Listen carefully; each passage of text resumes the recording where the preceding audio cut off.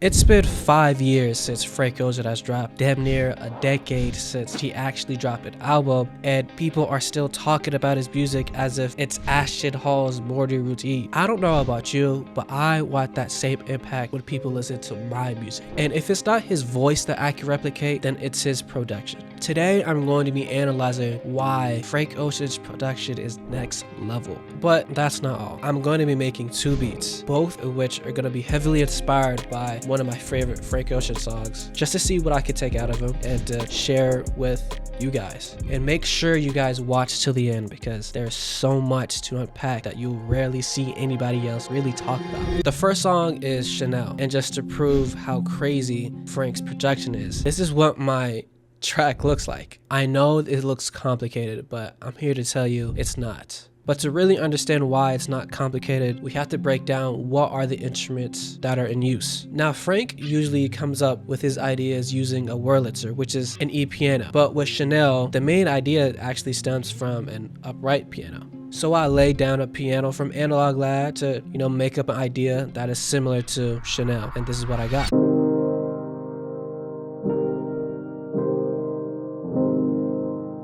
Then let's add a simple pluck from Sky Keys, a perk loop. That's the intro. It's pretty simple. But as far as the other instruments, we also have this main soft lead that's arpeggiating the chords.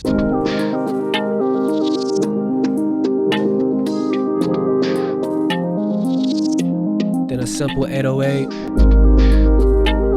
Just a kick and a snare for the drums.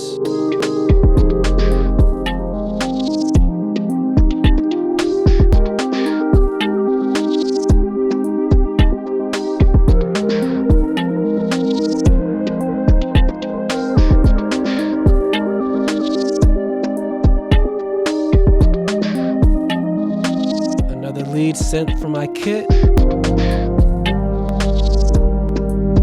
And notice how I'm giving everything its place to shine. When I'm taking out a lead, I'm replacing it with another one. But the leads aren't the only things that are changing. I also replaced the 808 with a synth bass.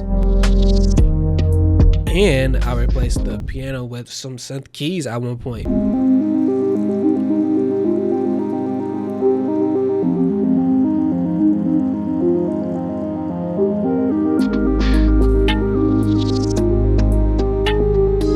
As you can see, yes, I do have a lot more instruments than normal, but the key is to space them out. I'm not playing more than 4 things at once, excluding the drums. It's all about arrangement, making it a priority that no 8 bars sound the same. And no, I'm not just talking about, let's take out the hi-hat here and there just to differentiate it from the chorus and the verse, but taking something out and then replacing it with something else, making it feel as if the beat is forever evolving. This applies to any sound. For example, the 808s, well, at least the traditional 808s, but we'll get to that later. But when you do have a lot of instruments replacing each other constantly, it can sound a bit harsh and abrupt. And that could be good depending on what type of song you want to do, but not this one. If you listen closely to Chanel, some instruments start even before their section begins, just for a smoother transition. Back, yeah, that's the good. They can roll the eyes back in the skull. Rollin', when you ride, poppin', rollin'. But that's not all. Specifically this song, Frank decides to reverse his 808s before a section starts.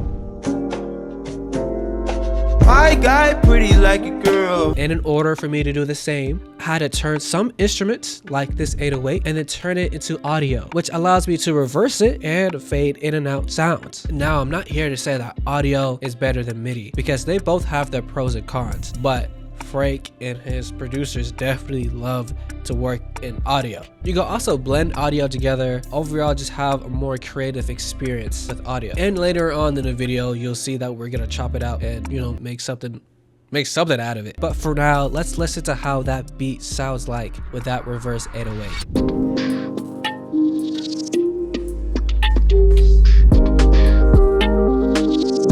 See, much smoother. And it wasn't even that complicated. Have you ever wondered how other producers can make a beat so simple yet so breathtaking at the same time. I'm sorry, I'm congested. More specifically, how do they make such a simple idea have so much character and personality? For example, our next beat is going to be inspired by Nights. Oh, how I love Nights. So listen to this.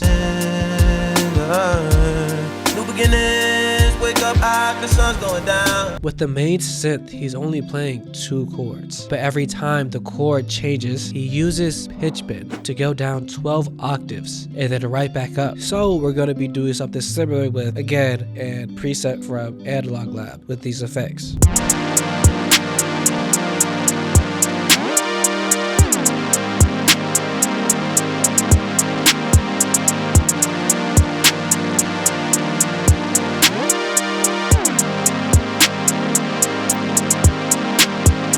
Now, Frank is a genius to what I call complex simplicity. I made it up. I think it sounds cool, but what it is basically how to make simple ideas sound more interesting. And mind you, there are many different ways to do this. This is more so a way of how you approach your beats rather than one simple technique that you could do. Like another commonly used idea is arpeggiating your sound, meaning instead of just playing your chord all at once, you play those same notes one at a time. And that's probably the most common way to do it. Like, listen to this part in Pyramids.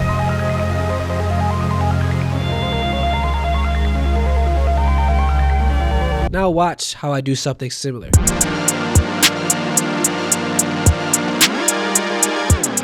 Now, if you listen closely, you'll realize that I'm playing the same notes. It's just arpeggiating octaves. It sounds complex, but the idea is simple. Now for some extra fat, let's layer that main synth.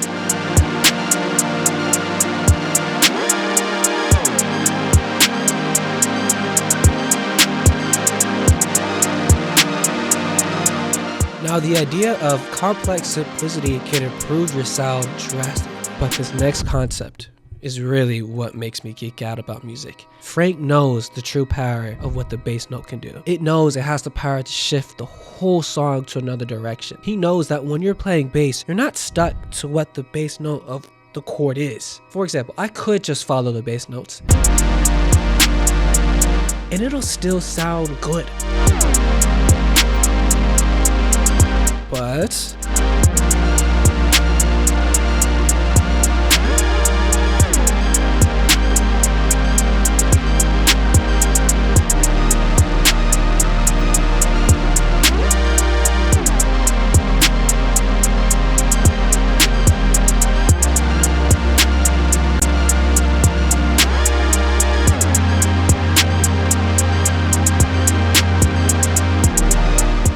my chords didn't change, but instead I used different notes other than the original bass note. Or in other words, it's just an inversion, which simply just means rearranging your chord so that something else other than the bass note is at the bottom. But instead of rearranging the chords, I simply just picked out which note I would like to be the bass notes. You see all these notes in the chord? Those are all the available notes that you can use for the bass. It's such a simple idea, but it's so powerful. It can change the whole vibe of the song. But we're not even done talking about this yet. Keep watching because we're gonna come back to this later. But for now, let's get into that iconic transition. Before the guitars, I added the strings and a synth plugging every 2 beats at the same time, using the same concept as fading in and out with audio for a smooth transition.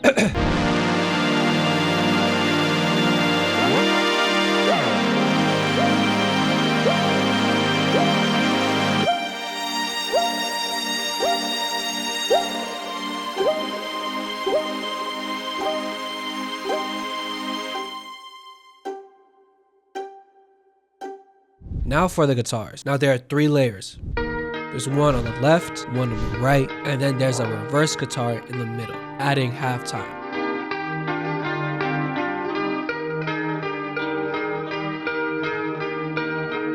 And this is very important. Notice how I didn't play a single chord, which technically means it's a lead, technically, which then technically means there is no root bass note, which then technically means if we want to put down a bass line, it can quite literally be anything that we want, just as long as it's in the key, of course, which again means we have an opportunity to change the whole vibe of the song, which best believe I'm going to do, and add a soft synth.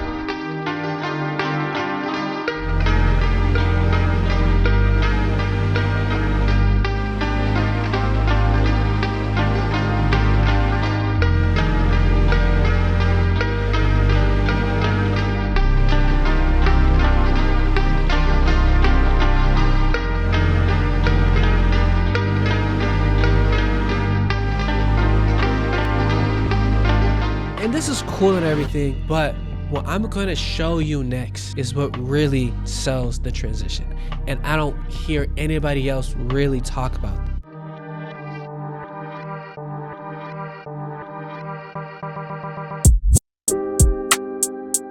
Now, this is where those audio chops where I was talking about earlier are, but that's not what I'm talking about now. Obviously, it's not unheard of to chop something up in modern music. Now, if we listen closely, you start to notice that after the transition, the beat gets a bit slower. And if you count to the beat with your usual 1 2 3 4 1 2 3 4, you're gonna get disappointed because you'll realize that the beat switch starts at 3 instead of the 1. And that doesn't really make any sense. What I'm talking about are two things: changing the tempo and then changing the time signature. And if you don't know what a time signature is, it's that fraction that you see on sheet music that says 4 out of 4 at the beginning. And sometimes in R&B it could be 3/4, but 90% of the time it's gotta be 4/4. But in nights, there are multiple times where it changes from 4/4 to 2/4 and then back to 4/4. And as you can see before the beat switch, I changed it to 2/4 then back to 4/4. And to really sell the switch between beats, I had to slow down the tempo 110 to 95.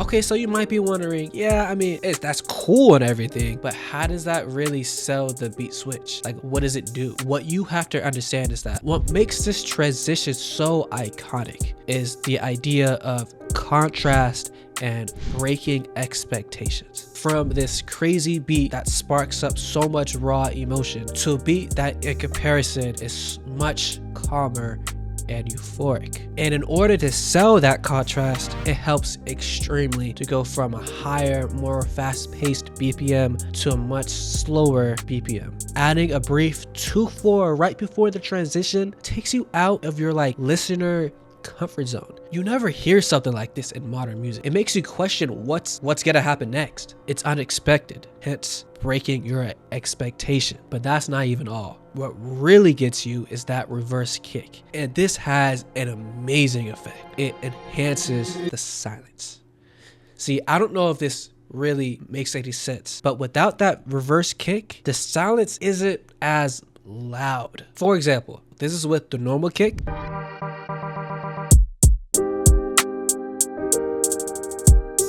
And this is with the reverse. You guys feel the difference? And also for this beat, I added a piano and a pad, but you can hear it. And then a synth bass.